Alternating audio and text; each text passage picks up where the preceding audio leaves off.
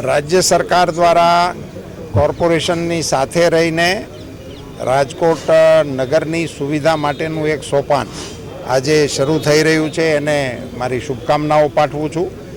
ખાસ કરીને ગેસ આધારિત અને ઇલેક્ટ્રિક બસ સેવાઓનો ઉપયોગ પબ્લિક ટ્રાન્સપોર્ટેશનમાં થાય એને માટે ભારત સરકાર અને રાજ્ય સરકાર દ્વારા સમગ્ર દેશમાં પ્રયાસો ચાલી રહ્યા છે।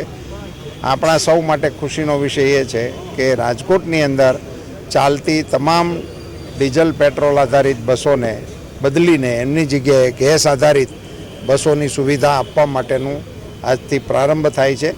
લોકોની સુખાકારીમાં સુવિધા થાય અને એનો વધુમાં વધુ સારી રીતે ઉપયોગ અને લાભ રાજકોટની જનતાને મળે એવી શુભકામના।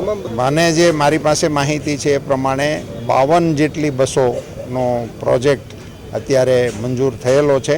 એમાંથી 10 બસો આજે ટોકન આપણે શરૂ કરી રહ્યા છીએ અને મારી જાણકારી પ્રમાણે 15 થી 20 દિવસની અંદર આ બધી જ બસોને ટ્રાન્સફર કરી દેવામાં આવશે।